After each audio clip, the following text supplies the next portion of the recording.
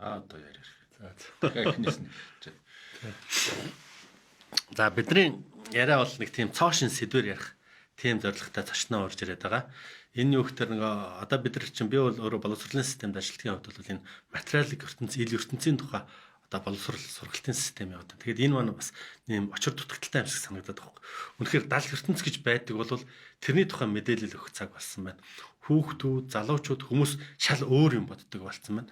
Тэгэхээр энэ боловсролын системийн маань хорд нөгөө хүмүүсийн танин мэдхэн хүслийг гүйцэхгүй байгаа юм шиг тийм сэтгэл төрөөд тэгээд энэ 70 ертөнцийн тухай тийм подкаст нэвтрүүлэг маягийн зүйлийг хий гэж бодоод таныг анхны дугаарын зочноор урьж байгаа. Тэгээд тавчхан таварыг танилцуулаад яриад байгаа.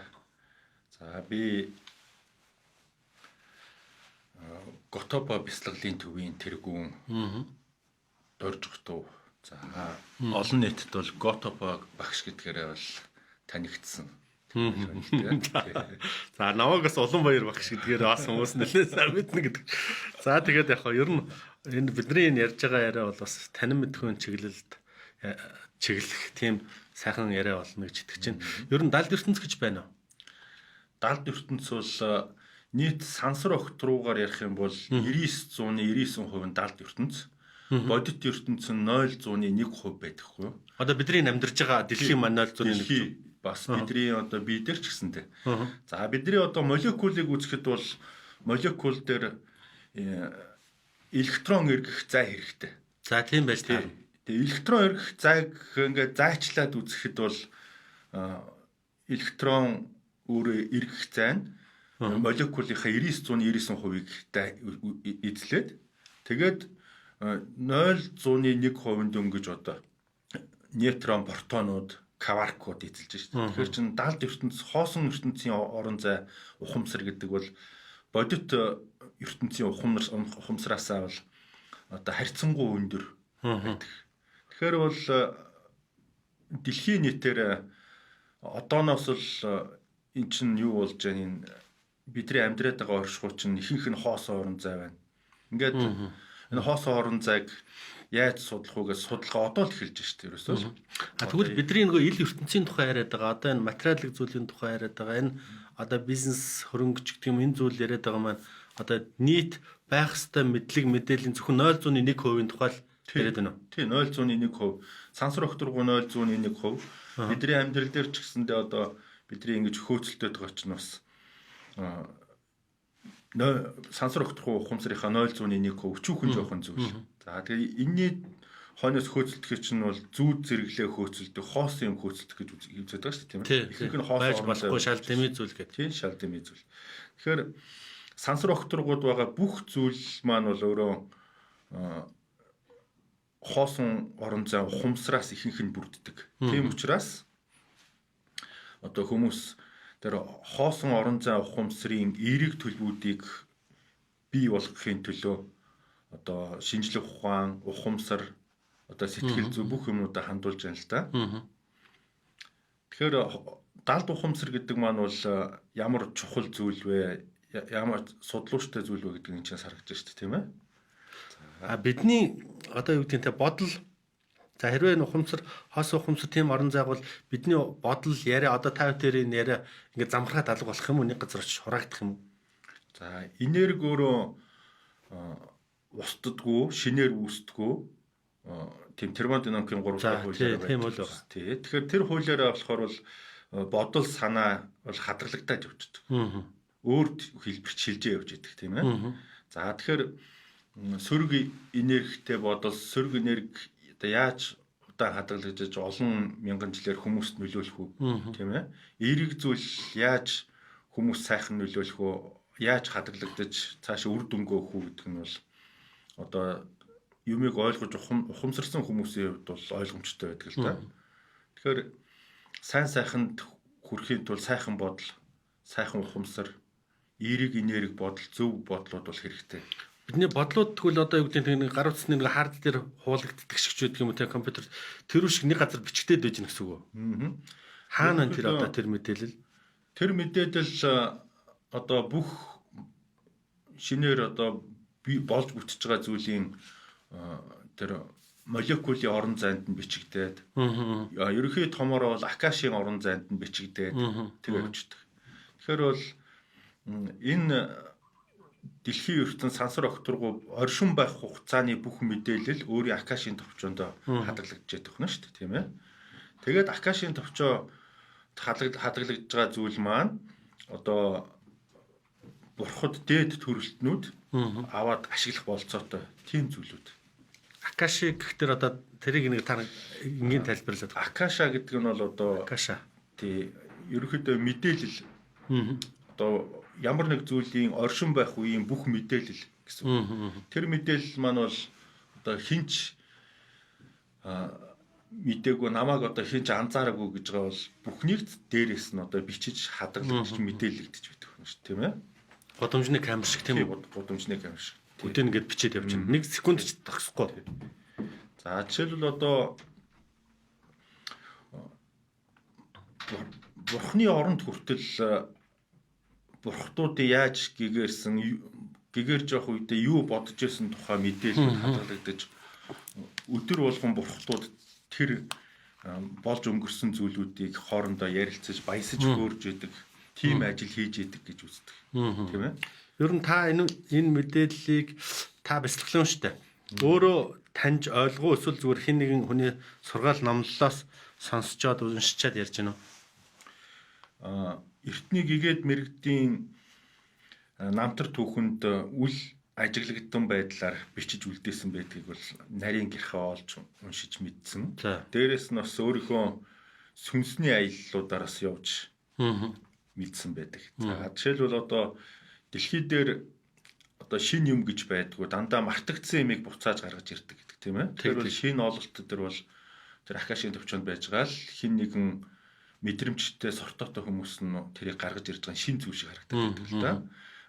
Миний хувьд болохоор бол бяцлаглалын олон шинэ аргуудыг бол нээж одоо бяцлаглалд хэрэглээнд оруулж байгаа. За тэр хэрэглээнд оруулж байгаа бяцлаглалын ихэнх нь бол одоо бурхтууд зүүдээр ч юм уу эсвэл өөрөө сүнснийхээ аяллаар очиж олж авсан тийм мэдээллүүд байдаг. Тэгэхээр тэр бурхтын агуу тэрх сайхан арга зүй мэдээллүүд хаана хадгалагдж байна вэ гэхээр бол бас л ялгаа байхгүй өөрийнхөө дээд түвшний ухамсарын хадгалалтанд хадгалагдж шүү дээ. Тэрнээс нь очиж одоо авч байгаа гэсэн. Тэгэхээр яг хүний сүнс өөрөө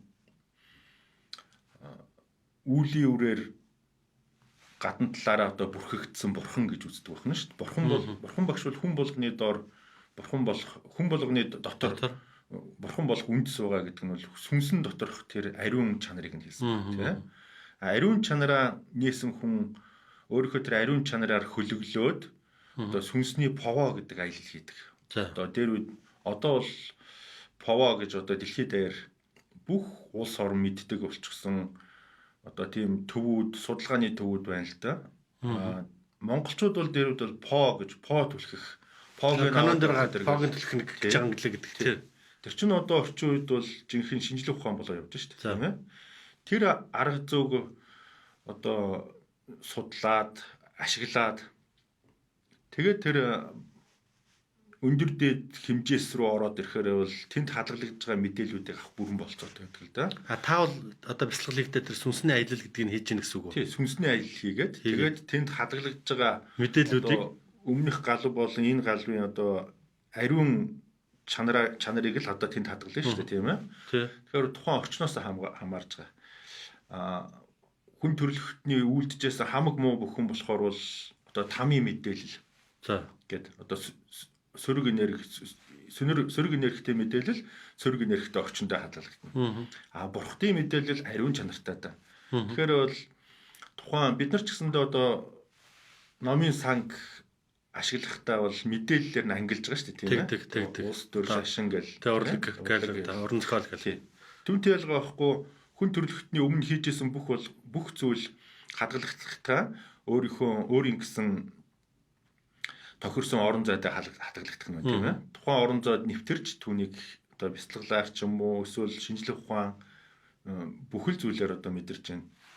За тэгээ энэ бүхэн рүү нэвтэрдэг квантын компьютер гэдэг одоо өөрийн ухамсартай компьютер хийхийг одоо дэлхийд даяар оролдож байна тийм ээ. Тий. Quantum компьютерийг одоо тоо шин зүйлүүд гараад ирлээ.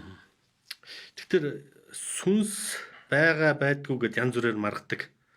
Сүнс гэтэр одоо бидний нөгөө аимшигын кинонд гардаг нэг юм цагаан даваа нөмөрцөн нэг юм л сүнс гэдэг бол гэж бодоол айгаад байдаг болохос. Ер нь хувь хүний сүнс нь хаана байдаг юм бэ? За хувь юм энэ сүнс хаанаас үүсдэг одоо үүсгэж байх вэ? Одоо гарч ирдэг вэ? Одоо энерги хадгалагдах хуулиараа тэр чинь одоо байсан зүйлс шүү дээ тийм ээ. Яаж сүнс маань одоо бий болдог вэ гэхээр бол сансар окторгуун одоо асар их энерги, потенциал энерги одоо хүчтэй цохилтонд өртөж динамик болж одоо задардаг. Одоо бут ус ирдэг байна шүү дээ тийм ээ. Тэгээ элтсүүд нь болохоор бол сансар окторгуудаар квант маягаар одоо цацагддаг байна шүү дээ. Тэгэхээр бид нар олон мянган жилийн өмнө хүн болгон одоо квант байдлаар одоо бичил гэрэл байдлаар орж ирсэн. Тэгэхээр бол өөртөө гэрлийн мөн чанарыг агуулсан тийм ухамсарын нэгж хэсгийг бол сүнс гэж нэрлэж байгаа. За тэгээд гадна талаараа олж байгаа бие нь болохоор бол нөгөө 99%-ийн одоо хоосон буюу тухайн дэлхий дээр амьдарч явах үедээ ямар ухамсарыг өөртөө төлөвшүүлсэн тэр төлөвшүүлснээрээ биеийг олдог. За үнэхээр сайхан сэтгэлтэй одоо эерэг энергитэй байх юм бол дээш тэнгэр болоо явчихна тийм ээ. Бие биенээ барьж идэх за тэгэл алах ядах тийм ухамсарыг төлөвшүүлэх юм бол одоо доод түвшний амтан болчихно тийм ээ. Хүн бол тэр хоёрын дунд байдаг тийм дээшээр ч явчих мэдэн доошоо явчих мэдэн. Тэгэхээр сүнс өвдгийн тэ анх гэхлээр нэг юм том энергийн ч юм уу тийм байжгаад зад үсрэхтэй тос өрдөө өөрийнхөө мэдээлэл ухамсараа тэгээ явж байгаа гэсэн үг үү? Тий, ухамсараа ерөнхий ухамсараа тэгээ явчих. Тэгээ хүнтэй одоо өвдгийн тэ нэг тийм эрлизчгтэн гэдэг ч юм уу одоо хүний нэг газар очиад програм хангамж шиг суучж байгаа гэсэн үг үү? Тий. Одоо гадна талаараа үүлийн үрээр бүрхэгдсэн тийм квантын бодис одоо материал гэсэн үгтэй тийм үү? Квантын материал гэсэн үг. За тэгээд тэр квантын материал маань бол гадна талаараа ямар үүлийн үрээр гадна талаасаа одоо хэдэн жилийн хугацаанд ямар үүлийн үр хурааснараа ямар төрөлтөн болох нь тодорхойлогдож байна шүү дээ тийм ээ. Тэгэхээр ялаа шумууланд багахан хэмжээний үүлийн үртэй тийм квантын илтгэс байна. За хүнд бол одоо нэлээх үүлийн үртэй илтгэс байна. За тэнгэрүүд бол одоо асар их үүлийн үртэй илтгэс байна. Тэгэхээр квантын илтгэслэг квантын одоо энэ ширхэглэгүүдийг бол одоо сүнсгээд тэгэхээр тэр сүнс маань өөрөө хүний зүрхэнд одоо хар мах гэж ярьдаг. Зүрхний хар мах гэдэг дотор бол амьдарч яадаг тийм байна шүү дээ. Тэгээд ихэнхдээ унтж яадаг. Хэрвээ тэр илтгэслэгийг өндөр давтамжийн долгионоор үйлчлээд сэрэх юм бол одоо өөрийнхөө үүлийн үрийг сэхсрэх чадвартай. Тэгээд эргээд хурц гэрэл болоод хаанаас ирсэн тэр зүйл рүүгээ очиж буцаад нэгдэх болцоотой тийм зүйл гэж үздэг байна шүү дээ тийм ээ. Яг л элсэн цаг шиг тийм. Одоо ухамсаргүй унтж байгаа сүнснүүд нэг талдаа хураагдсан. Бясалгалынхны одоо гол зорилго болохоор бол элсэн цагийг нөгөө тийш нь эргүүлэх буюу одоо хаанаас ирсэн тэр зүг рүү буцаах гэдэг нь гэсэн үг шүү дээ тийм ээ. За ийм байдлаар бол хүний сүнс сансар окторгуун дунд өчүүхнээс том руу, томоос жижиг рүү ингээд орчлууд сүнсний орчлууд явагдаж байдаг. Тэгэхээр бол амьтан болгон сүнстэй, хүн болгон сүнстэй. Сүнстэй амьтан болгоны гол зорилго нь бол анх ирсэн тэр нэгдэл рүүгээ буцаж нэгдэх тийм зорилготой байна тийм ээ. Энд би суралцж явах хугацаанд эрдэм мэдлэг эзэмшээ ч юм уу ямар нэгэн тийм ажил төрөл хийгээд ингээд сурж байгаа дадал эрдэм маань тэр сүнсэн шингэх үү? Тэд нар маань болохоор бол тухайн энэ дэлхий дээр оршин байхад ашиглагдж байгаа мэдээллүүд. Тэгээ яг хуу тухайн сүнсний одоо олж авсан мэдлэг туршлага бол өөрийгөө тухайн үед амиан тэжээхэд зарцуулагдаад мэдээлэл нь цаашаа хадгалагдаад тэгэл үлдэнэ. Илтэслэг өөрөө сүнсний одоо тэр гэрэлт чадвар өөрөө сэргээд сүнс маань өөрөө гэгээрлээ гэж бодъё тийм ээ. Гэгээрчих юм бол тэр өмнө хийжсэн зүйлүүд нь бол одоо олон нийтийн сэтгэхүй акашийн товчоондоо үлдээд өөрөө бол түүнээсээ хамааралгүй болоод нөгөө нэг хуучин ирсэн тэр бүхэллэг зүйл рүүгээ очиж байгаа гэсэн үг тийм ээ.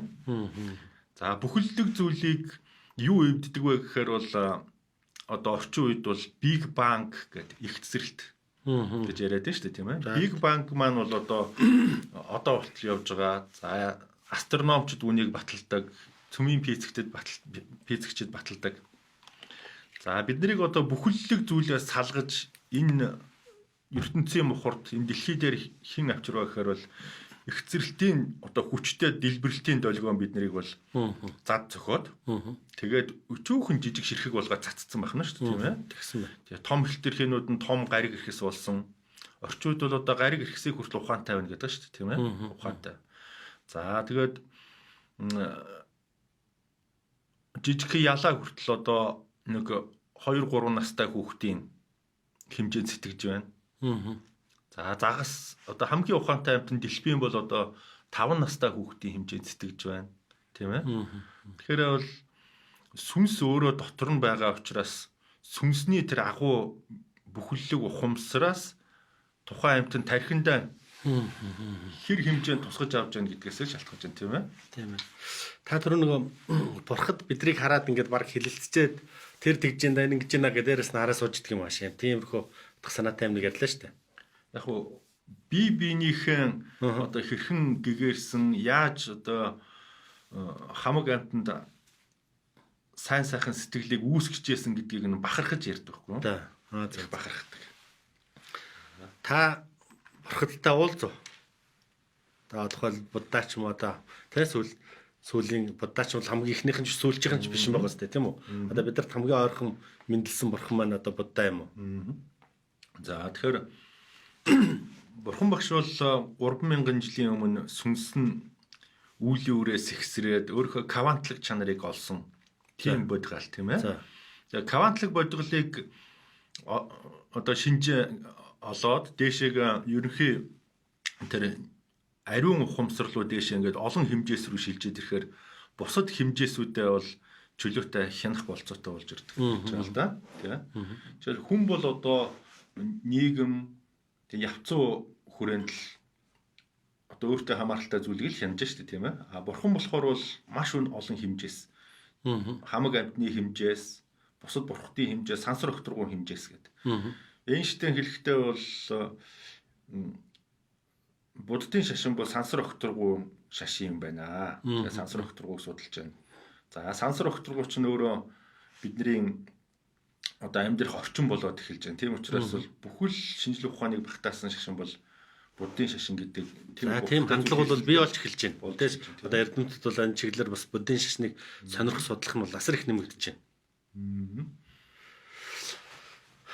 Та нэг сонирхсан зүйл нь буддаатай уулзуул гэдэг асуудал бэлтгэж байгаа. За тэгэхээр буддаа маань одоо тийм агуу төвшөнд хүрсэн учраас хүн болгон очиж уулзах болцоотой.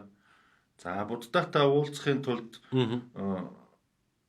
одоо шинжлэх ухаан хүртэл тэр квант компьютер зохиогоод байгаа чинь буддаатай уулзахыг л хүсэж байгаа гэсэн үг тийм ээ. Байгаа гэсэн үг тийм ээ. Тэгэхээр миний хувьд бол бурхан багштай бол өдөр тутам одоо квантын төвшөнд уулзаж, ярилцаж, амьдралаа одоо асуудлуудыг шийдвүүлж явдаг л доо. Тусламжийг авч яадаг гэдэг. Зөвхөн буддаа багш гэхгүй одоо бурхан багшаас хойш гэгэрсэн энэтхгийн 84 шидтэн байна. За тэгээд даяанч нар гэгээдүүд байна. Монголоос бол одоо зан узар өндөр гэгээн байна. За тэгээд хаадууд байна. Хаадууд болохоор бол тэнгэрийн төвшөнд одоо очсон байна тийм ээ. Төвшин сүнсний төвшний бүхэл төвшөнтэй бол бяцлагч хүний хувьд бол харьцдаг. За ирээдүйд ч гэсэндээ хүмүүс квантлаг төвшнөө олсон хүмүүстэй адилхан төвшөнд орж иж одоо хоёр сүнсний төвшин ижил хүмүүс ч одоо синхрон орчинд байх юм бол харилцаж чаддаг гэж байна шүү дээ. Синхрон босоо бол харилцаж чадахгүй тийм ээ. Тэгэхээр синхрон төвшөнд орсон хүмүүс бие биенээ ойлголцдог, олдог, хардаг тийм болчтой байна тийм ээ. Тэр гэгэрсэн хүмүүсийн сүнсүүд гэдэг юм одоо оюун санаанууд нөө нэгсэн доо. Сүнс оюун санаа ижил зүйл цог нэг дор хадгалт нэг одоо дор хамттай байх юм байна шүү дээ. Тий, оюун санаа, сүнс бүгд одоо дээд хэмжээст орчих. Дээд хэмжээст орчих тийм үү? Тий. За тэнд бол манайхас ямар ч байсан одоо Зануу 6 ч юм уу манай Чингис хаан бол байгаа юм байна тийм үү? Та уулзсан. Чингис хаантан маань бол одоо асар их буян хийсэн. Одоо бидэрт энэ сайхан улсыг өгсөн. Тэр улсаас нь олон гигантэн мэрэгдүүд төрсэн учраас бол төгс гэрхгүй байхын аргагүй юм аа. Тийм ээ. Дэлхий дээр юу хийжсэн хамаарахгүй. Хамаарахгүй. Тий. Ягаад гэвэл тэр олон хүнийг гэгэрх болцоог хангасан гэдгээр одоо төгс гэгэрд өгнө шүү дээ. Тэгэхээр Чингис хаан маань бол одоо төгс гэгэрэл төрсэн. За тэгэхээр сүнс бас их олон хуваагддаг. Тэнгэрийн төвшөнд бол Чингис хааны сүнс байдаг. Бас бурхны төвшөнд ч бас байдаг. Байдаг. За.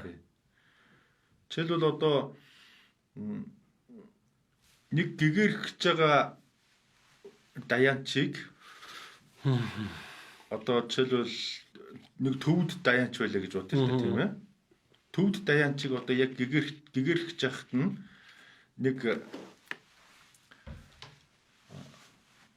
одоо коммунист очоод одоо тийм юм байхгүй ийм гэгэрх гэж байхгүй гэж юм уу тий. Буудчлаа. За буудчлаа тий.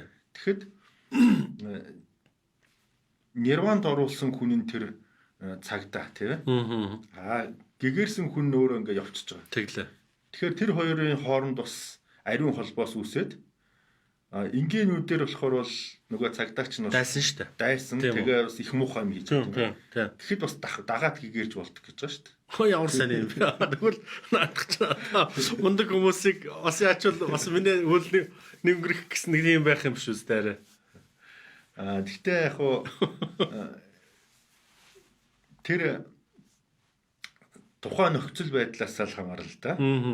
Яг муу санаагаар хийв эсвэл цаанаас нь одоо тэр нийгмийн үзэл санаа даалгавраар хийв гэдэг. Даалгавраар хийж байгаа нөхцөл байдал нь бол санамсаргүй байдлаар гэгэрх тийм ээ. Санаатай муу юм хийж байгаа бол доош орох юм уу. Тийм байдаг. Зүгээр яг тэнэг асуулт байж магадгүй. Манай хаантан манаар ямархуу төвшөнд нь ямархуу байдалтай байна тэнд одоо.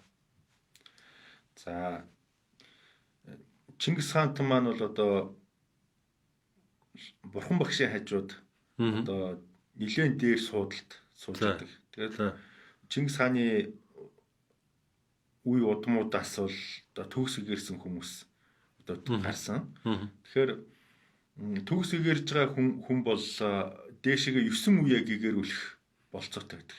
Тийм ээ. Тэгвэл Чингис хааны удмаас бол дөнгөж 3 дахь үе дээр нь гэхдээ Хувлаа хааны одоо бүр ач нар бол гэгэржсэн Пагва ламыг дагаад.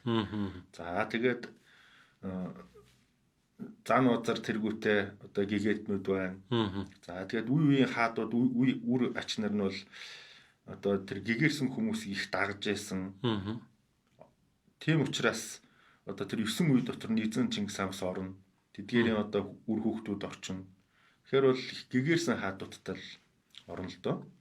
Тэгэхээр тэнд бол улс орон болгоны үндэстэн яс үндэс өгсөн хамаагүйгээр бүгдөө л одоо гэгэрэлд хүрч чадсан хүмүүсийн газар байж гэнэ гэсэн үг. Одоо тэр чинь Деваж юм уу? Деваж гэж болгоно шүү дээ. Тэр чинь гэхдээ юм бодиттой юм байхгүй байгаа сте. Бодиттой? Бодиттой юу? Тий. Бодиттой гэдэг нь болохоор бол дэлхийгээс илүү аврах том биетэй болчдөг л гол тийм сул тал байдаг. Дэлхийтэй харьцахад хэцүү болчихно гэсэн үг л дээ. Дээшээ яваад. Зүгээр ийм материалыг бий байх уу?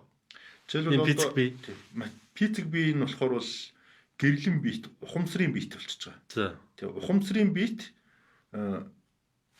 пицэг биет хоёрын хамгийн одоо бодиттой нь болохоор бол ухамсарын биет олон мянган жил насалдаг. Хязгааргүй насалдаг. Пицэг бие бол одоо яг та нэг 60 70 жил 100 жил хайдраад. Тэгээ дараагийнхаа төлөвшөл одоо бие рүү шилжиж шүү дээ тийм ээ шин төрөл рүү.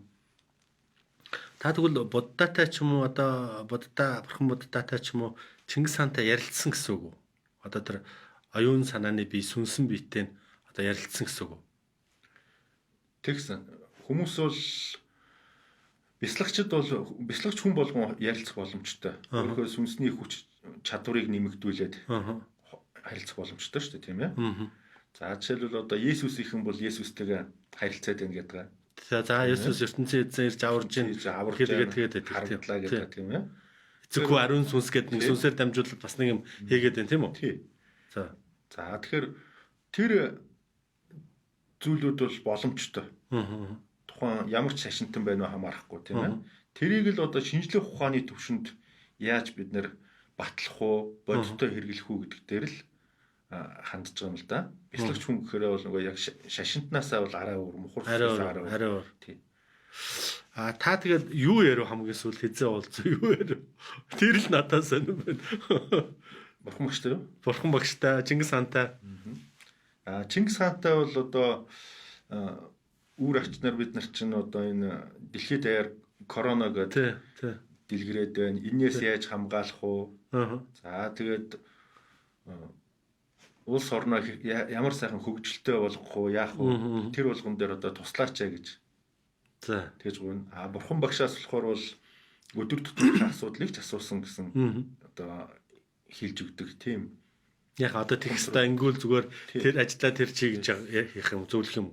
Тий. Одоо ихэнх монголчууд бас яг л тэгж бурхан багшаас тусламж авч байгаа шүү дээ. Машин авахд лам багш руугаа уцтаад би цэнхрийн авах уу, ногооны авах уу тэгэнгүүт багш нь бурхантай холбогдоод хараад цэнхрийн сайн байна. Тэгээд тэр цэнхрийн сайн л байдаг байхгүй тийм. Тэр манай шашинтнууд болохоор бол шууд бурхантай холбогддог гэдгээ мэддэг. Түүнийг батлахын төлөө гандан хийж сүмүүд байна. Тэгээс хэрэг дөрүүдийг нь босгож байна тийм ээ. Шинжлэх ухаанчаар үзэж байгаа бяцлагч нар ч гэсэндээ сэрэг дүртэй нь биш юмаа гэхэд квант физик байдлаар өөрийнхөө одоо сүнсний төвшин, хоосон чанарын төвшин, молекулын хоосон чанарын ухамсар шүү дээ. Ер нь бурханы ухамсарыг чинь орчин үед бол тэр молекулын доторх электрон эргэх тэр зайд хоосон чанар, тэр хоосон чанар дээр чинь хар матери байна. Сансар окторгууд бас хар матери байна. Хар матери чинь өөрөө сансар окторгуун тарих буюу нейрон болж байгаа гэж үздэг. Тэгэхээр бол мянган шоргоолж байхад нэг 5 настай хүүхдийн ухааныг гаргаж чаддаг. Бүгдөө нийлээд. За. Нэг шоргоолж бол одоо ухаан хүрдэг байх нь шүү дээ. Тийм ээ. Тэгэхээр мянган шоргоолж байхад одоо хүний тархинд сэтгэн бодохын тулд нейрон хэрэгтэй. За тийм ээ. Нейронууд. Одоо тэр чинь нөгөө нэг тийм дамнуур эсмэс гэдэг нэг дамнуур тиймэр ингээд яадгийн гэсэн. Дамнуур эсмэс гэдгийн гэсэн.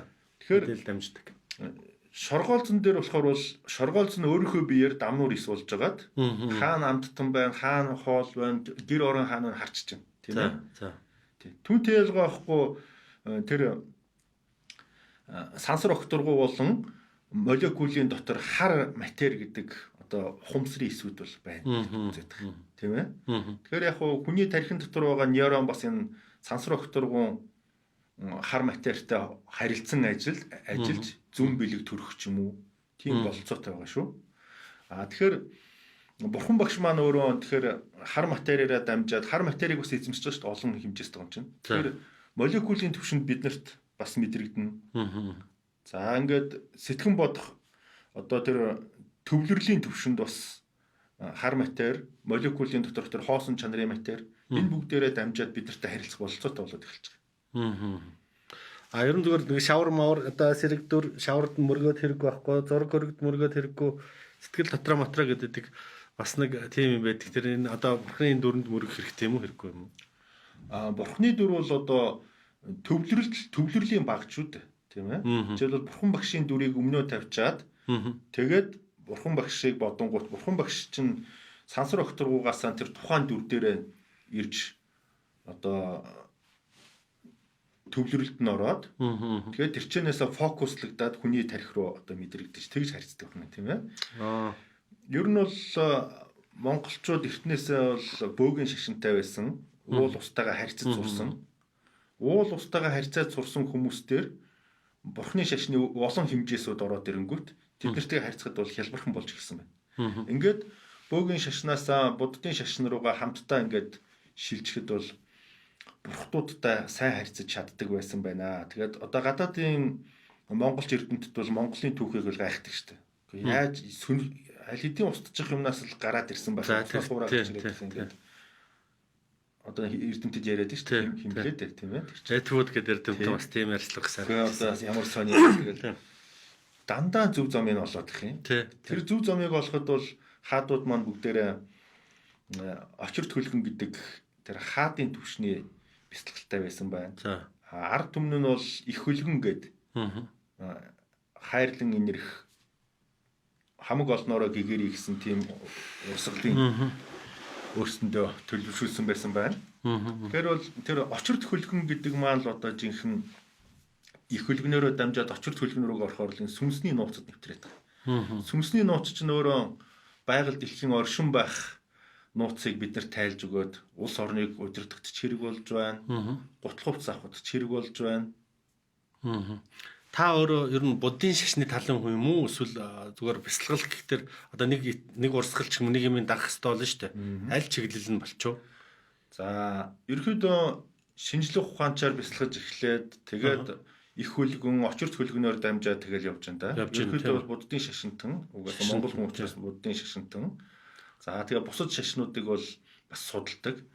За бөөгийнхөө шашны одоо бөө мөргөлийнхөө одоо утга учирыг бас харж судалж байна. Манайд ч болоод ингэж нэг бас судалж байна. Яаж холбоо ламнар бөөнөр бол хоорондоо нэг жоох тийм дайсгансан маягийн харьцаатай байгаад шүү дээ. Харж байхгүй нэг үүсгэсэн.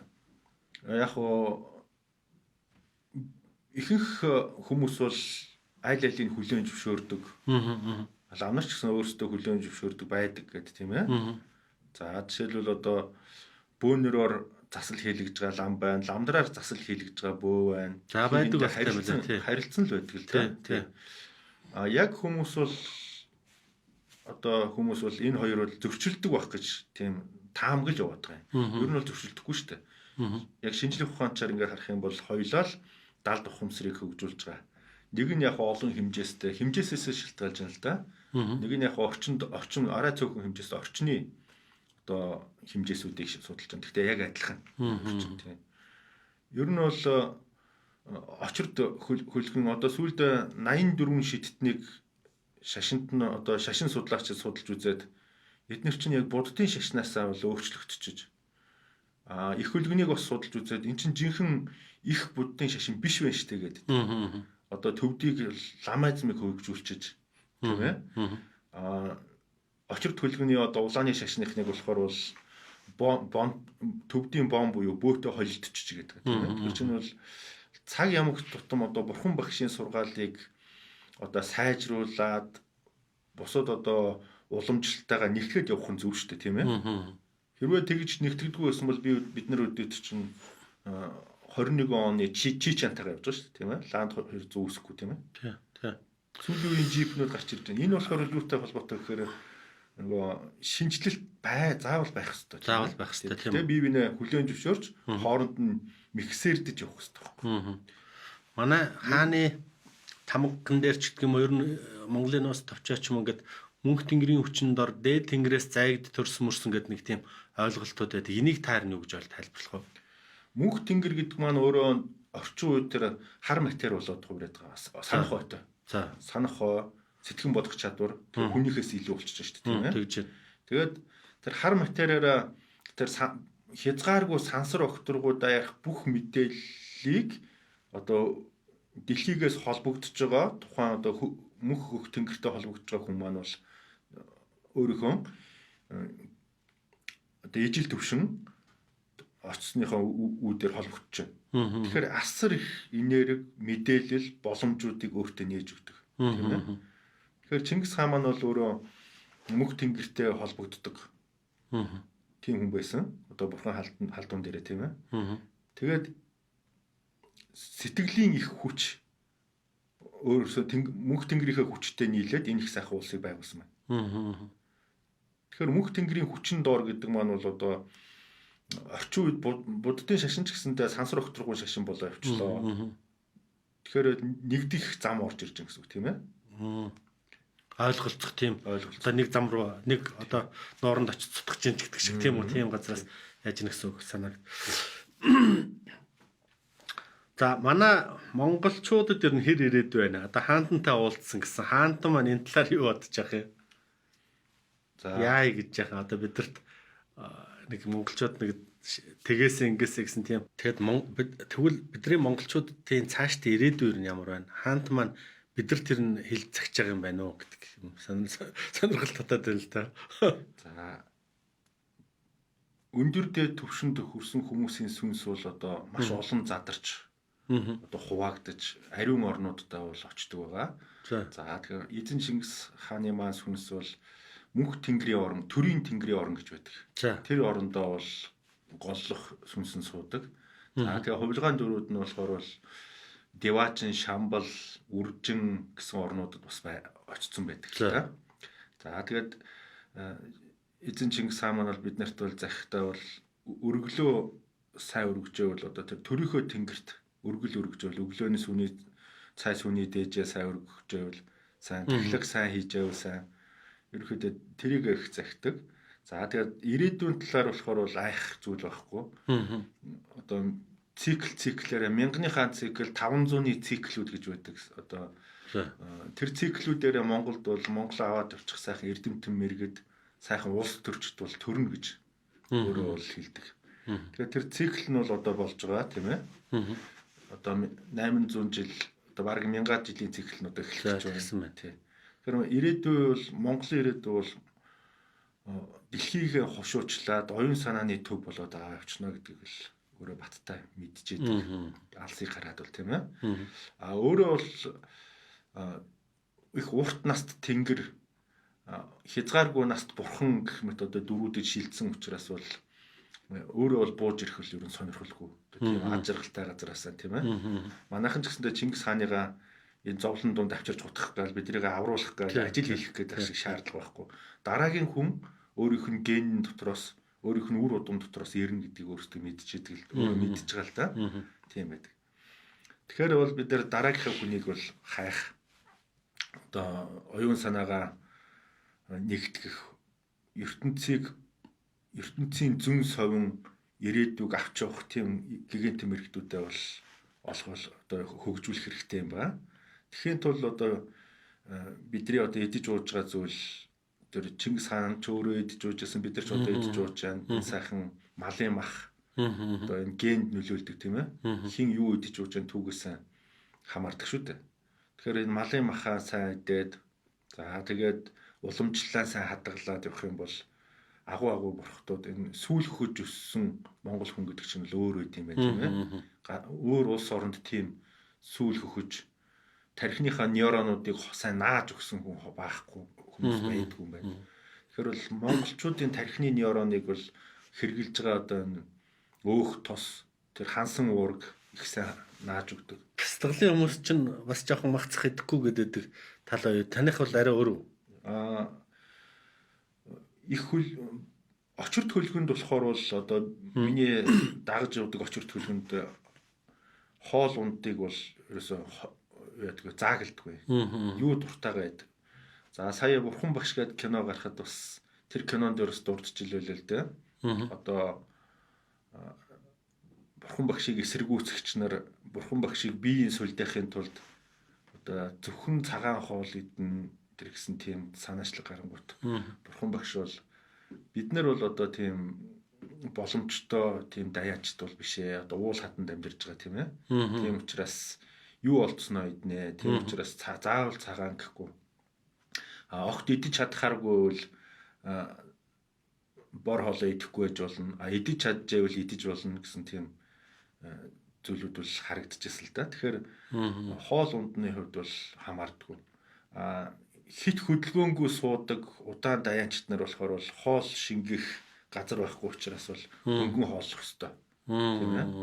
Олонний дунд бясалгаад ажил үйлс олон түмнийхөө төлөө одоо ингээд дүнд туслаа явж байгаа хүмүүст бол хоол унд одоо илчлэг сайтай байх хэрэгтэй л дээ.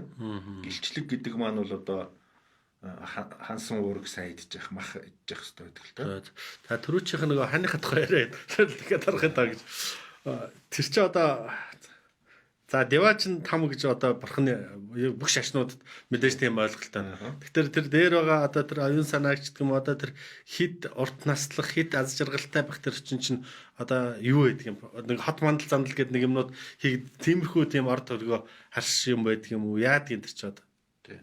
Тухайн ямар нэгэн ухамсарууд болон тэдгээрийн нийлбэр байгаа л бол өөрийн гэсэн оршин байх орон зайгаар байр одоо байх хэрэгтэй. Гэр орон байх хэрэгтэй. Тий.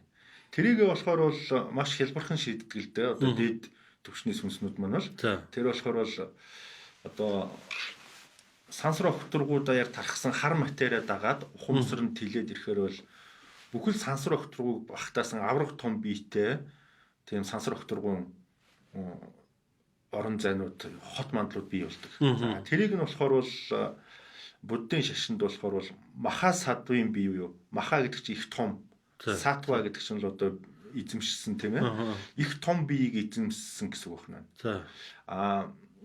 Молекулын тэр жижигхэн орон зай одоо тэр электрон эргэж байгаа тэр хоосон зайг эзэмшээд хар нөхөрөө ороод хар материалаар ороод ирж байгаа тэр ухамсар нь болохоор бол бодис садвих гэж явж байгаа. Тэр бол хит жижиг нь бодис садвын төвшөнд одоо нэг нарийн чимхлүүр одоо хамаг амьтны төлөө ажиллаж байгаа биеүүд нь бол бодис садвын бие. Хамаг амьтнаасаа дээш гараад хязгааргүй аврах том биетэй болчихсон. Одоо дэлхий галактик гэдэр бол зүгээр хажууд нь хийсч явдаг нэг хумхын тоос шиг юм болж шүү дээ тийм ээ. Тийм аврах том биеийг эзэмсснүүд нь бол маха садвын бие буюу одоо аврах их гэрэлтэй аврах биетнүүдийн хот мандал гэж байж байгаа юм л да.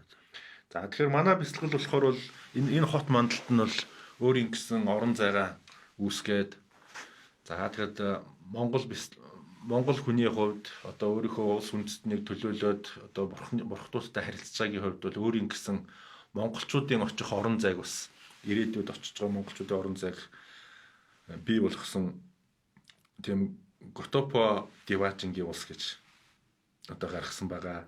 Тэр чэнэ бол одоо манай бясалгалж явдаг хүмүүс маань бол орд өргөөгөө барьж энэ ертөнцөөс одоо төгс гэгэрэлд хүрсний дараа тэнд очих бусад бурхтуудынхаа дунд өөрийнхөө байр суурийг эзлэх тийм бэлтгэлүүдийг бол бясалгалаараа бол хийдэг сонирхолтой тийм ээ. Тэр зүгээр төсөөллөөр хийх юм уу эсвэл одоо хот мандал гэх төрөний ярьсан тэнд бас та бүхлөтэн тийм ван тус шиг байгуулж байгаа гэсэн үг. Тий. Ер нь бол бүх багш нар байгуулах ёстой байдаг. Ягаад гэвэл ямар нэгэн нэг ч бай хоёр ч бай шав орж ирлээ л бол түүнд зориулж ирээдүгэнд багш даах ёстой. Тийм тангараг байдаг л да. Тэр тангарынхаа дагуу нэг ч байна уу, хоёр ч байна уу, мянга ч байна уу одоо шавтай болсон хүн бол тэдрийг ирээдүгэнд аваачих тэр орныг үүсгдэг. Жаахан сүнсийг авчих юм уу? Тий одоо нөгөө талгажсан дараа сүнсийг нас орсныхын дараа дэлхийд даяар өөр биеийг олж бидрүүлэхгүй тулд одоо ариусгаад өөр маш өндөр түвшний одоо ухамсарыг өгөөд тэгээд тэр орондоо аваачдаг байна шүү дээ. Хамгийн сүүлд бол одоо бидний мэддгээр бол богд зонхвын Гандан Девачингийн орон гэж байдаг. Тэр бол одоо 500 жилийн өмнө байгуулагдсан орон байна. Богд зонхоо өндөр гэгийн занууд чинь үү? Биш ээ, богд зонхоо. Зонхоо. Тий, зонхоо гэх заа. Өндөр гэгийн багш шүү дээ. Тий. Тэгээд богд зонхоовтой болохоор бол бас сайхан одоо анд нөхрийн харилцаа, багш шавийн харилцаа бол тогтоосон. За тэнд байгаа ертөнц та тийм үү? Тий. Тэгээд Гандан Девачингийн дүү орн нь Готопо орн гэдээ одоо шинээр үүсгэж байна гэсэн үг шүү дээ, тийм ээ. Тэгээд тэр чинь тийм одоо ийм байдал цааш тийм том одоо дэлхий тийм жоохон тоос шиг харагдах тийм том хэмжээний орон зайд барьж байгаа гэсэн үг юм уу? Ер нь хоёр талтай л да олон хэмжээст учраас оршихуй дайрах бүх молекулын хоосон орон зайд энэ бүхэн багтана. Хураагаад H2O гэдэг усны томьёогт нэг чинь одоо тэр H-ийг тойроод O-ийг хүчлэгч хоёр молекул явж нэг электрон эргэж байгаа тийм. Хоёр тий. O ч 2 ирэх. O ч 2 ирэх тийм. Тэгэхээр энэ тэр хоёрын хоорондох зайд бас багтана тийм үү? Тэрний хооронд багтах үс тийм хоосон чанартай л гэж яриад байгаа юм л да. Гэхдээ бол энэ бол олон хэмжээстэй болоод ирэхээр дээр үед бол хоосон гэж яддаг юм. Яг хоосон ч юм биш байна шүү дээ тийм ээ. Энерги мэдээллийн дүүрэн орон зай тэр нь өөрөө маш хурдтай өөрчлөгдөд хувираад байдаг учраас хоосон гэж яддаг шүү тийм ээ. Тийм орон зайд багтсан тийм орнуудыг бол барьдаг л да. Тэгэхээр таны шав бол та бол бас нэлээд олон шавтай юу? Олон шавтай. Тэд нар маань бас Тэд нар зүгээр одоо хий төсөөлөлтөд за багшиг дагаад яваад байвал нэг тийм газар очих юм байна гэж төсөөлж байгаа юу? Эсвэл өөрөөсөө бясалгал хийгээд өөрийнхөө за би энд амьдрах юм байна, энэ өрөөнд амьдрах юм байна гэд тэрийг бас одоо үдсэн харсан тийх үү? Яах вэ?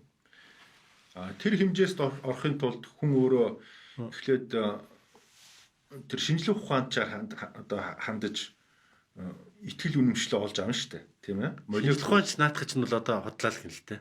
Материалист шинжлэх ухаанч хүмүүс бол квант физик болохоор бол үнийг хүлээмжшүүлж байгаа л да.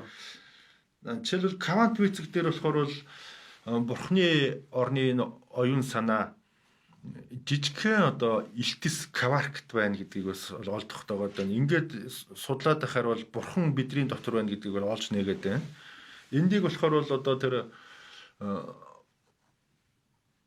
одоохондоо бол тэр квант физик дээр тэр одоо жижигхэн эгэл хэсгүүдийн корреляц гэдэг одоо орооцолдоо. Тэр орооцолдооныг хүмүүс маань одоо эрдэмтэд маань судлаад энэ дотор л их юм байгаад энэ орооцолдоон дотор юу байна вэ? Мэдээлэл дамжуулаад байна, тийм ээ. Квантын мэдээлэл дамжуулагч л одоо гарчаад байгаа шүү дээ, тийм ээ. Одоо ирээдүйд бол сансрын хөлөг алс орон зайд аялж явхад долгион тэр хөлгийг гүйцэхгүй. Тэр яаж дэлхийдээ холбоо өрөх нь? Тий. Гэрлээр холбоо өрж болохгүй. Гэрлээс цааш явчих. Гэрэл ч нөөрэс удаан шүү дээ. Гэрэл удаан, долгион бол бүр удаан. Тэгэхээр бол квантын сансрын холбоог бол одоо ингэ судлаад байна л да. Тэгэхээр бол квант физик дээр хүмүүс аль хэдийн хүлээн зөвшөөрөд эхэлчихсэн. Бурхан байна, ухамсар байна, тийм ээ. Одоо нэг сонирхолтой тийм квантын ухамсарыг шалгасан тийм одоо лаборатори ажил байдаг л да. Ингээд квантаар нэг нүхээр буудаад одоо тэр цаана байгаа ханыг буудахад одоо тэр гэрлэн элтэс хананд очиод наалдлаа. Тэрийг одоо нарийн микроскопоор хараад ингээд буудахаар тэр чинь овоороод байдаг тийм ээ. Камера авалгүй харахаар нөгөө квантууд чинь ингээд тарж байрлаад байдаг. Камераар харахаар тэр өчүүхэн жижигхэн одоо тэр кваркууд маань яагаад энийг одоо тэр камераар харж байгааг мэдээд нь шүү дээ тийм ээ. Тэр ч одоо нүд байхгүй. Тэгээ нүдэнд үзэхдэггүй хит жижигхэн. Тэр оргийн микроскопт мэдэгдэхгүй тийм үү? Микроскопт мэдэгдэхгүй. Тэгэхэд хүн ажиглаж байгааг мэдрээд байдаг гэж. Тийм. Нэг нүхээр квантуудыг ингээд буутахад хэрвээ камераар харж явах юм бол нэг дор очино. Камера аваад буудчихад дараа нь харахаар тарж байрлаар өөрийнхөө дуртай газар очсон байдаг. Тэгэхээр энийг квантын дүрсгүүтэл гэж нэрлсэн тийм лаборатори ажилладаг. Дэлхийд даяар алдартай. За наадах ч мэдэхгүй байна. Тийм байж бас болцоотой л да. Тэгэхээр нөгөө шавнырын тухай асуултаа байс дахиад асуу. Тэр хүмүүс тэнд одоо үүдэн таны хот мандалд очиж амьдрна гэсэн тийм итгэл байгаа тийм үү? Тэр итгэлийг та яаж эхлээд бясалгалд олон сарын турш сууж өөрөөсөө рүү нь олж нээл гэж одоо шууд одоо тэд нар өөрсдөө бас очиж үзэж байгаа гэсэн үг бясалгал. Өөрсдөө очиж үзэж тэгээд эхлээд хүний сүнсний мөн чанар, сүнсний ухамсарлаг байдлыг эхлээд судална. Тэгээд түүнийг одоо биеэсээ гаргаж эртний одоо пово гүйлгэх бясалгалуудыг хийлгэн. Одоо Наравын 6 йог гэдэг тэр аргуудыг үл хэрэгэлдэг л дээ. Тэрүүгээр дамжиж энэ бүх ололт амжилтандаа хүрч ирээдүгэн өөрийнхөө орон гэрээ бол өөр хэмжээст бол байна. Тэр тэгээд одоо ямар ачаал тэнд одоо өнөөдрөх шиг юм хамтын амьдрал эхнэр нөхөр өөрөө хөвт гэсэн тийм байх уу? Ер нь бол тухайн хүний бясалгачийн өөрийнх нь оюун санаа тэнд бас нөлөөлнө. Үр хүүхэд энд амьдарч байгаа үр хүүхдүүд аав ээжигээ тэр авааччихсан тохиолдол байж байдаг. Тийм ээ. Эсвэл үр хүүхэд ач зээнэр одоо аав ээж маань бол тусдаа сүнс юм тусдаа гэгээр ингээд тусдаа ордон бариад өөртөө хамааралгүй байж идэг. Тэгэхээр тухайн хүний бяцлагчдын өөрийнх нь уран сэтгэмжээс бол шалтгаалж байгаа. Ер нь энэ бүгдийг чинь бол чөлөөтэй гэж бурхан багш заасан шүү дээ. А тийм тэгвэл одоо тэр гэгэрсэн сүнснүүд хоорондоо сууж мууж тэндээ үржих мөржих тийм Тэр бол тийм байхгүй юу? Тийм. Энэ дэлхий дээр нэгэнд үр дүн нь гарцсан зүйлүүд л тэнд очиж байгаа учраас яг уу гэр бүлийнхнийгээ тэнд аваачих тэр тохиолдол байж байгаа. А ерөөдөө бол тэр бурхны орныг бүтээх тэнд өөрийнхөө ордныг цогцлох гэдэг маань бол хамаг амьтны тусын тул юм л да. Одоо жишээлбэл энэ чөтгөр шулмсуудыг 108 хоногийн жарц гэд байдаг. А бас одоо ариусгах бясалгалууд гэд байдаг. Одоо манай бясалгалынхан болохоор бол олуулаа одоо нутаг орныг ариусгах гэдэг бясалгал бөөнөрөө явдаг л доо. Тэгээд тэнд одоо асар их удажчихсан биеччихсэн сүнснүүд за тэгээд төрлөө олохгүй амьтад эдэрийг бол аваачихад үр дүн харагддаг. Өөрийнхөө ордонд л авчиж штэ тийм ээ.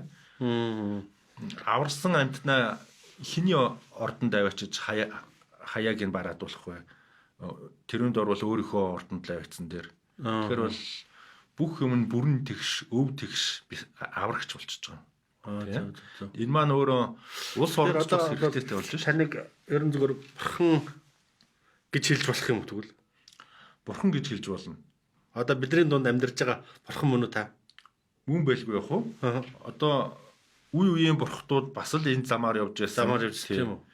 За зарим бурхтууд бол одоо жожиг бурхад гэж байна. Ганцаархнаа байсараа ганцаараа бяцлагсаар байгаа хинж мэдэхгүй нас орж байна.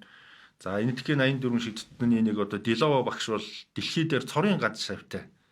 Яг л ганцаараа жожиг өнгөрөх ашигсан. Тэгээд шавь нараа байсан. Ганц шавь нараа нь бас төгсгөгөрч бурхан болсон байгаа. Тэгэхээр нараа шавь болоогүйсэн бол Дилова тэр агуу гоё одоо өв сан тэгээд тэр хүний өвөрт алга болох гэсэн шүү дээ. Өөрөө яваад гэсэн. Бидний Аз болж одоо Нараа богд маань бол Дилова багшаа шавьлж Нараа багшаас 4 их шавь гарч ирж тэрний нэг нь одоо Марвал Озова, Мел богд өдр гэдэг байна тийм ээ. Ингиж одоо үе удам явсаргаад өнөөдөр бид нарт хүрээд өнөөдөр бид нар Нараа богд Дилова богдын арга зүй тэр номуудаар л одоо бяцлагж штэ гол тулгуур хийж.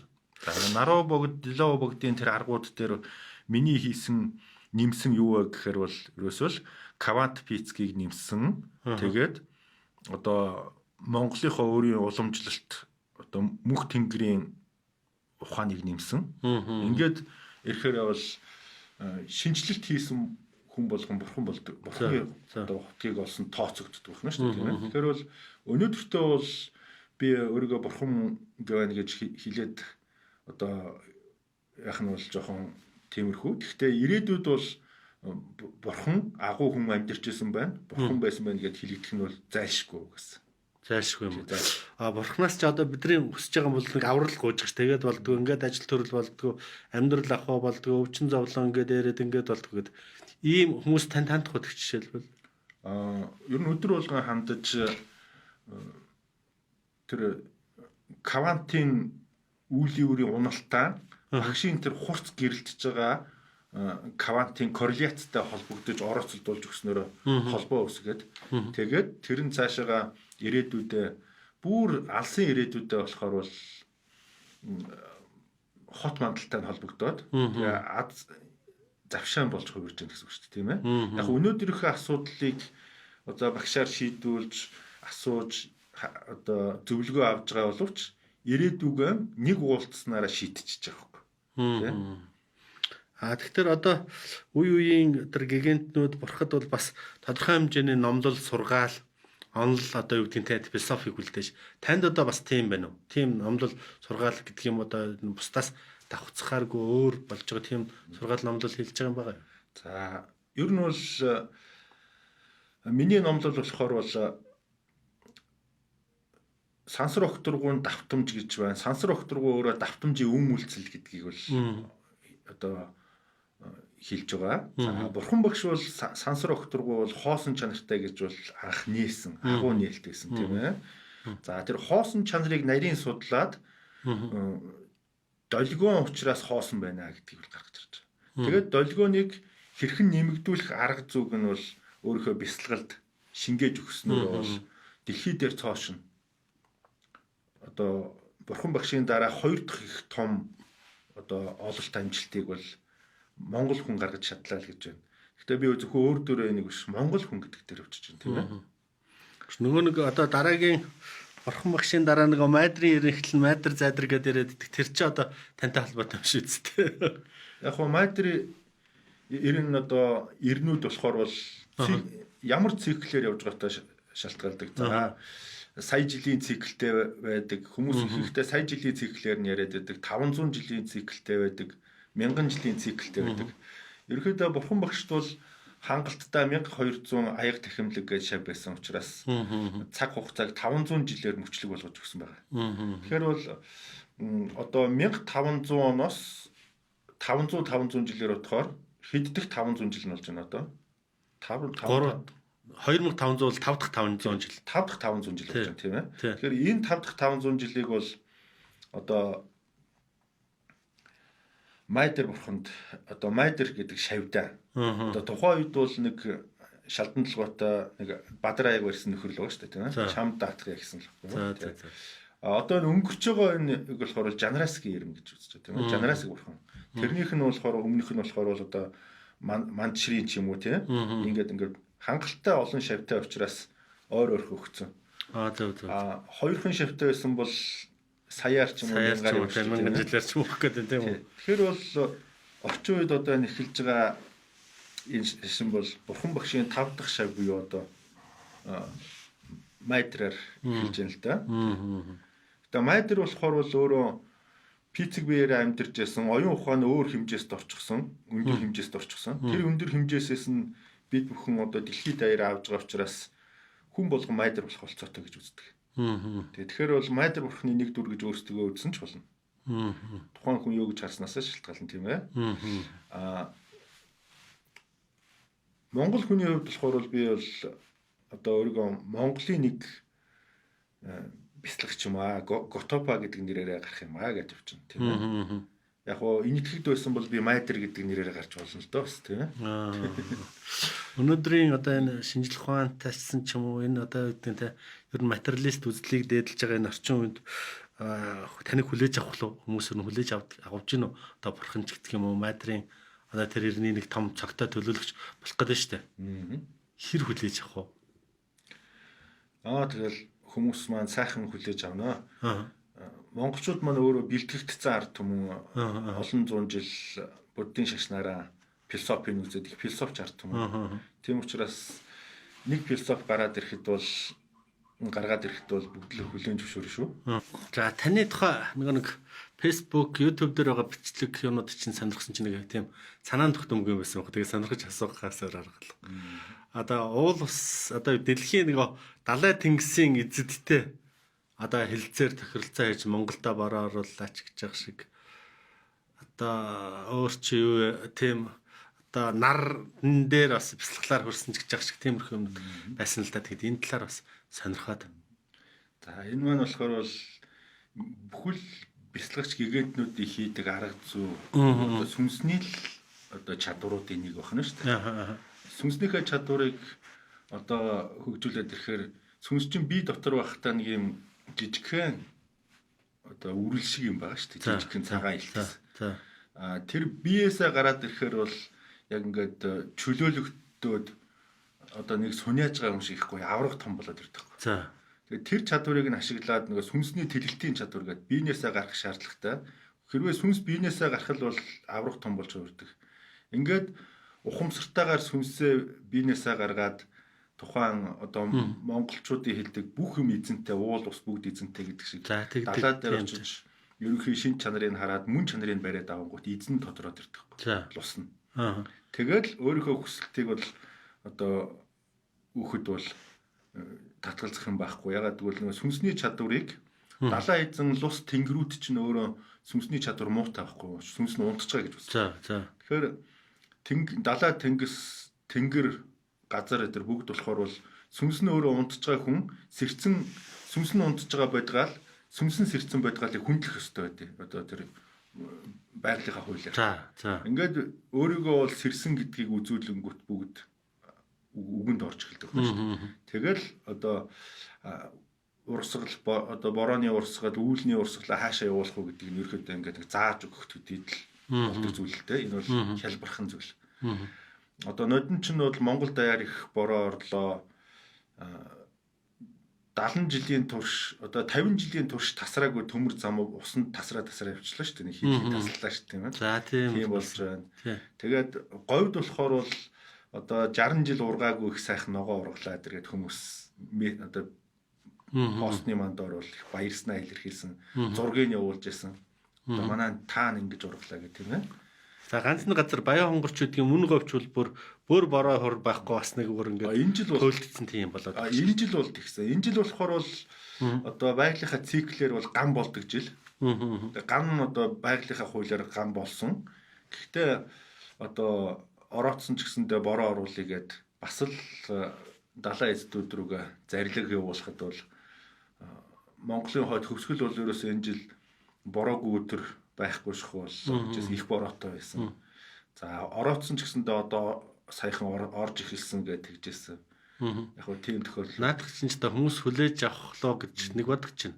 Нэг талдаа за хүлээж авах магадaltaй нөгөө олон уул ус аваа хангаа тагтаг лам нар одоо манай бөөнөр наадах чинь ганцаараа өмчлөөд байхтай яадаг юм гэхлөө яг бол яг хөө тухайн лавнар бөөнөр маань бол чадaltaй энэ бүгдийг л хийж байгаа. Би яг хөө жоохон макро төвшөнд л хийснээр л ярьж байгаа болохоос. Бас энэ дээр бол би нэг өмчлөлтгүй л дээ. Сайхан байвал болоо. Өмчлөөд байх ч зүйл биш. Энэ чинь нөгөө төр зөөрийн байгалийн үзэгдлийг чинь. Тэ. За тэгээд энэ тэнд дэлхийн дээр гамшиг үер ус гал төмрийн гамшиг болохт бол тэрийн татраах гал ихтэй газар бол бороо оруулах гэдгийг бол бас ерөөдөө сүнснийхээ тэлэлтээр дэлхийн урсгалыг чигийг нь өөрчилж одоо зааж өгөх. Нэр Австрал нэг төмөр бас нэг унтраалцлаа гэд тавьсан байсан үгүй юу нэр? Тий. Би яг гарч эхлэнгүүт нь би одоо унтраа Австрал одоо зав цувал бэлджээ гэж хэлж байгаад оруулж ирсэн. Наран дээр очисон тухай бас яриад байсан. Тэгээд нар ч одоо бас тэг сүнс ч юм очиод ингээд хайлчдгүү тийм зүйл юм уу? Сүнсний үүлийн үрэл устны болохоос ус гэрдлэн мөн чанар нь өөрөөс нарны элчинд бол одоо нэг яахгүй шүү дээ. Сүнэж устна гэж бол байхгүй. Ерөнхийдөө бол манай бяцлаглынхны одоо гол үйлдэл баримтлал бол нар бол амьдралын их булаг байна. За. Наран дээр бол одоо амьдрал байна. За. Ааш хоёр одоо ус байгаа бол амьдрал байна гэж дэлхийнхэн яриад байхад нар ч нөөрэ усны их үүс үүштэй бас. Наран ч одоо 99% ус төрөгч. Тэр ус төрөгчийнхөө шаталтаар асж байгаа тийм ээ. Тэгээд бяцлаглаараа очоод бас л сүнс гүйлгэх буюу повогийн бяцлаглаараа яваад ингээ очихд бол их сайхан орчин ухцсан л да. Яг гоо гадна талдаа сая градусын халуунтай титэм дээрээ. Гадаргуу дээрээ 6000 градусын халуунтай гэдгийг тогтооцсон байгаа. За бас дэлхийгээс хурдан эргэдэг. 12 цагт билүү дээ. Бүтэн эргэждэг. Тэнхлэгээр эргэждэг. Хурдан эргэлттэй тийм ээ. Ингээд яваад ороход бол дотороо бол ихтэй гадна талынхаа нарны шаталтаас доошоо болохоор бол үүл мананцрын хэсэг тэгээ их газар гэдэг аваад ордог. Тэгээ яг л дэлхий дээр байгаа амьдрал. Гүн дотроо юу? Гүн дотроо. За. Тэгээд наран дээр байгаа амьдралын проект дэлхий дээр тусаад дэлхий өөрөө холограм болоод тэгээ амьдрт юм байна. Тэ? Одоо дэлхий дээр готопо байгаа бол наран дээр готопо байгаа. За. Тэгэхээр бол энэ хоёр хоорондоо гэрлийн проектийн үйлчлэл юм байна гэдгийг бол тогтоочод байгаа л да. За ингээд бол ямар сайн юм. Санаанд тогтмооргүй л юм. За нарны мөргөл гэж байна. Нарыг амьтаа гэдгийг бол ерөнд хүн төрөлхтөн бол ойлгоод байна. За нарандаа сүү цагаа дээрийнхаа өргөө л ингээл байдаг тийм байгаа бол манай ард түмний заншилт бол инэтгэгчүүд нарандаа мөргөж байна. За одоо нарны мөргөлүүд бол их байна. Энд чинь өөрөө цаанаа бол нарнаас одоо амьтаа байна гэдгийг л хүлээн зөвшөөрөд байгаа гэсэн үг тийм ээ. Одоо тэгвэл нар тийм байдаг юм бол дэлхийг тойрсон одоо нэг 9 гараг Талдаван санчир бархас бод ч гэдэг юм уу сугар гэдэг ингээд тэдэр дээр амьдрал байх уу? Тэдэр дээр болохоор бол уул усны эздүүд нь амьдралтай. Хүн амьдрах боломжгүй ч гэсэндээ тэнгэр л усуудад бас амьдрах боломж байдаг. Заавал хүн л амьдарч байвал амьдралтайгаар хэлж болохгүй шүү дээ. Болохгүй тийм. Ер нь бол тэднэр бол би сонирхлын журмаар нэг явж үзсэн. Тэгээд хүний сүнс ингээд яваад очиход одоо бяцлагч өөрөө бяцлаглынхаа биеэр одоо сүнсэн биеэр ингээд яваад очиход бол их гайхдаг. Ойр тийм үдсэнгүүгээд тэгээ ярих гээл их өөдцэн газрууд. Сонио өөд. Тэгээд тэдний нэг сүнсээр харах тэр бас нэг тийм ерөнхий хэлбэр дүрс байж таарна шүү дээ. Хэлбэр дүрс нь ямар хөө. Ер нь бол манай дэлхийн одоо улс савдгууд ихэнх нь догшин талдаа шүү. Одоо очиход бол яах гэдэг вэ гэдэг хэл тийм ээ. Тэнд ингээд сүнсэн биеэрээ яваад очиход бол хинч олон сая жилийн турш тэдрийг оруулж байгаагүй учраас тийм муу санаа энэ яачих вэ гэсэн санаа байхгүй тийм гинэн цагаахан сүнсөд өгддөг. Хэлбэр дүрс нь ямар хөө бас бөөрөнхөө цагаан бах уу? Бөөрөнхөө цагаан биш. Хэлбэр дүрсүүд нь болохоор бол дэлхийд дээр ч ялгаа байхгүй. Тухайн газар ус ямар хэлбэртэй, ямар өнгөтэй яг тэр өнгөөрөө тийм хүнэрхүү тийм хэлбэртэй амьд байдаг л да. Тэгээ таталцлаас хамааралгүй оршдог учраас бол одоо их өндөр биетэй тийм уул усны эздүүд бол байх шиг. За яг ер нь юуны яриаг жоох ингээд ингэсгээд өндөрлөө. Ер нь хүмүүс энэ тухай би бас багтаж хүлээж авах лгүй болов гэдгийг би сайн мэдэхгүй байна. Сайн муу юм хэлж магадгүй. Тэгээ тантай өөртөө ч нэг товчхон танилцчаад яриагаа өндөрлөө. Та ер нь одоо лам за биш тийм үү? Бясалгалч гэдэг байгаа. Бясалгач. Борхон гэдэг байгаа тийм үү? Тий. Таны төрсөн нутаг ус одоо гарал үүсэл мэрэгжил боловсрал гэж ямар юм бэ? Яаж яваа тааш орч вэ? За тодруулсан юм эсвэл таныг? Миний уугуул нутаг маань бол Өвөр хангаа аймгийн Хужирт сум. Гэтэ би хотод төрсөлтөө. 2 дугаар төрөхөд. 2 дугаар төрөх чинь олон бурхтуудыг төрүүлсэн газар шүү дээ. За тийм ба. Мөргөж явд. За болно тийм. Өөрөө бол би өөрөө цахилгаан системийн автоматжуулалт мэрэгжлийг шинжлэх ухааны техникийн их сургуульд бол төгссөн.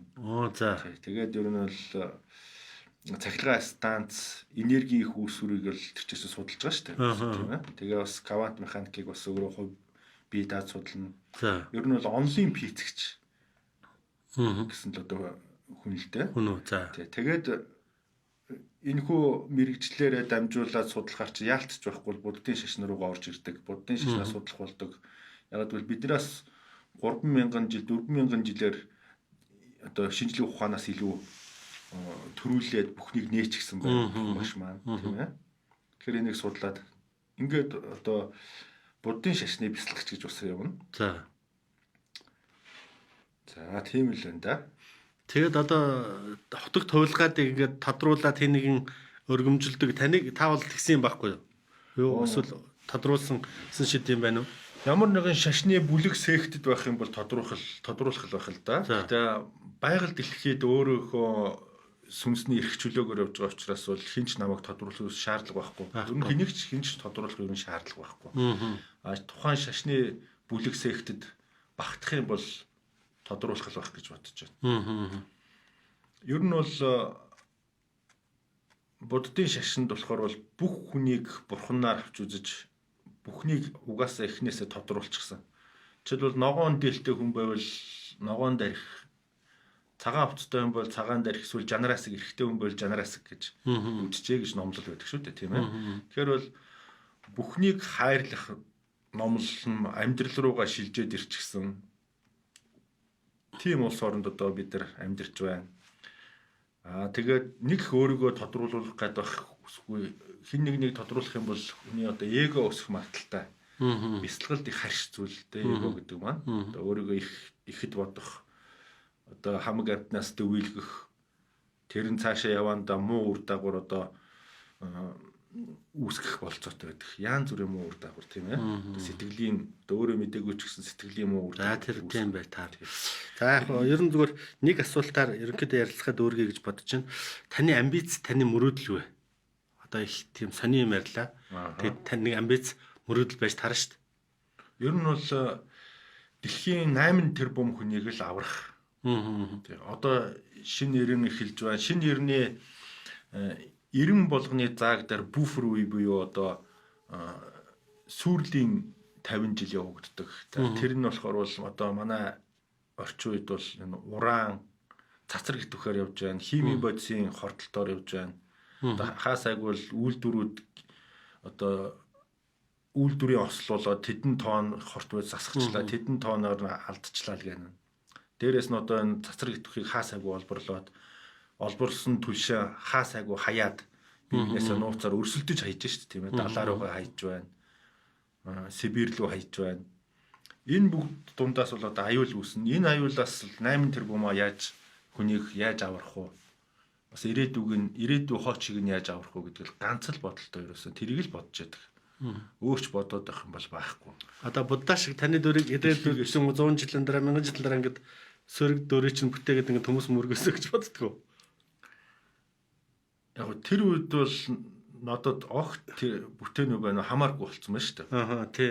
Дээд өөр хэмжээст орсон. Тий. Тэгээд тэр доор харагдаж байгаа жижигхэн цэнхэр гариг дээр миний дүр байна уу ерөөсөө хамаарахгүй шүү дээ. За таныг хүмүүс нөгөө галзуурч солиорч гээд сайн муугаар өчнөө муу хэлвэл одоо та яах вэ? Яг уу сайн хэлсэн нь ч миний багш, муу хэлсэн ч миний багш гэж Шанти Девагигийнхаа тэр үгээр л хандан да. За баярлалаа. Уулзсанд баярлалаа. Тандаа баярлалаа. Та бүхэндээ баярлалаа. Сонсож байгаа бүх хүмүүстээ төгс гэрлийг олж одоо энэ сайхан алтан эрэнд аж аргалтай сайхан байх болтугай гэж өрөөж. За тэрээр бол бат сайхан орших болтугай. За баярлалаа. За баярлалаа.